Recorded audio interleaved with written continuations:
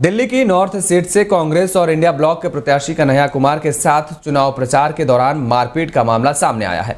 घटना का video social media पर अब तेजी से वायरल हो रहा है। मीडिया रिपोर्ट्स के मुताबिक एक व्यक्ति कन्हैया कुमार को माला पहनाने के बहाने आया और थप्पड़ मारना शुरू कर दिया।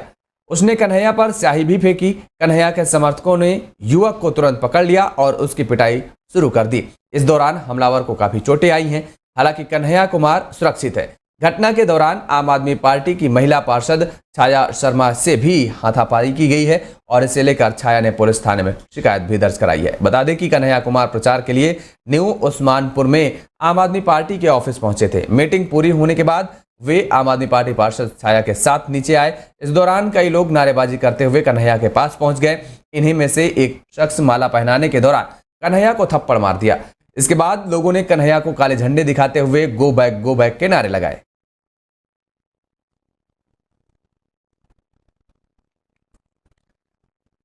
उधर हरियाणा में जननायक जनता पार्टी ने पार्टी के ही बागी विधायकों के खिलाफ कार्रवाई करनी अब शुरू कर दी है। जेजेपी की तरफ से नरवाना से विधायक रामनिवास, सूरज खेड़ा से और बरवाला से विधायक जोगीराम सिहा को लीगल नोटिस भेजकर जवाब मांगा। इसके साथ ही विधानसभा की सदस्यता खत्म करने के लिए स्पीकर ज्ञानचंद्र गुप्ता को लेटर भी लिखा है। जेजेपी के पार्टी कार्यालय सचिव रणधीर सिंह की तरफ से नोटिस जारी किया गया है। इस नोटिस में दोनों विधायकों पर बीजेपी उम्मीदवारों के पक्ष में वोट मांगने की आरोप लगाया गया है। यह भी कहा गया है कि पार्टी के दोनों विधायकों ने बीजेपी प्रत्याशियों के चुनाव प्रचार के दौरान मंच भी साझा किए हैं। पूर्व डिप्टी सीएम दुष्यंत चौटाला ने जेजेपी का साल 2019 में गठन किया था और इसी साल हुए विधानसभा चुनाव में 10 सीटें जीतने के साथ बीजेपी के साथ जेजेपी ने गठबंधन सरकार बनाई। साल 2024 के लोकसभा चुनाव के लिए सीटों को लेकर समझौता नहीं होने के कारण दोनों के बीच गठबंधन टूट गया और इसके बाद पार्टी के 5 विधायक बागी हो चुके हैं।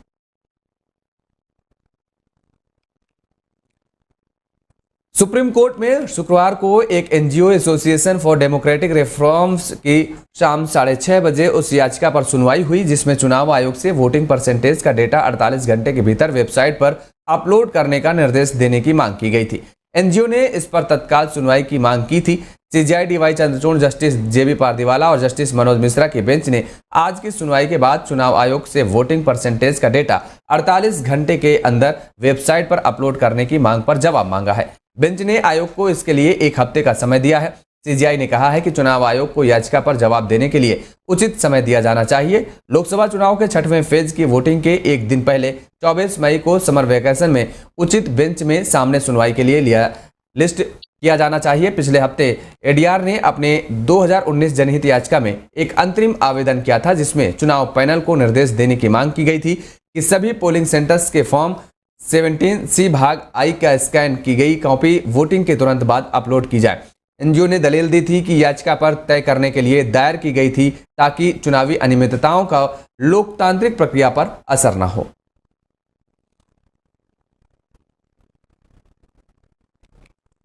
तारक मेहता का उल्टा चश्मा एक्टर गुरचरण सिंह 3 हफ्ते के बाद शुक्रवार को अपने घर लौट आए हैं। वे 22 अप्रैल को लापता थे। दिल्ली पुलिस के मुताबिक गुरचरण सिंह ने पूछताछ में बताया कि वे दुनियादारी छोड़कर आध्यात्मिक सफर पर निकल गए थे।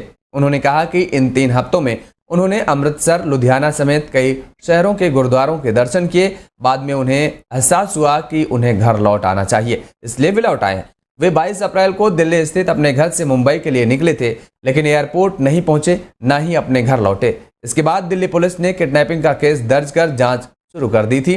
शुरुआती इन्वेस्टिगेशन में पता चला था कि गुरचरण सिंह जल्द ही शादी करने वाले हैं और इतना ही नहीं, वे आर्थिक तंगी से भी जूझ रहे थे। पुलिस ने बताया कि गुरचरण सिंह ने 22 अप्रैल को एटीएम से 7,000 रुपए निकाले थे जिसके बाद उनका फोन स्विच ऑफ हो गया था। उनकी लास्ट लोकेशन दिल्ली के पालम स्थित उनके घर से कुछ ही किलोमीटर दूर पाई गई थी।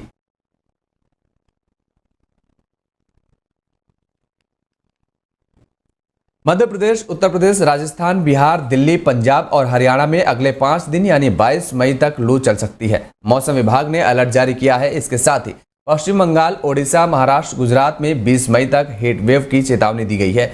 आईएमडी ने इन राज्य में पारा 45 डिग्री सेंटीग्रेड के पार जाने की संभावना भी जताई है। 17 मई को सबसे अधिक तापमान दिल्ली के नजफगढ़ में 47.4 डिग्री सेंटीग्रेड दर्ज किया गया। हरियाणा के सिरसा में 47.1। इससे पहले अधिकतम तापमान पश्चिम बंगाल के कलाईकुंडा में पारा 30 अप्रैल को 47.2 दर्ज किया गया था। मौसम विभाग में 18 से 21 मई तक राजस्थान में गर्मी का रेड अलर्ट तो उत्तर प्रदेश, बिहार, दिल्ली, हरियाणा, पंजाब और गुजरात के लिए ऑरेंज अलर्ट जारी किया गया है। इस दौरान बच्चों, बुजुर्गों और बीमार लोगों का विशेष ख्याल रखने को भी कहा गया है।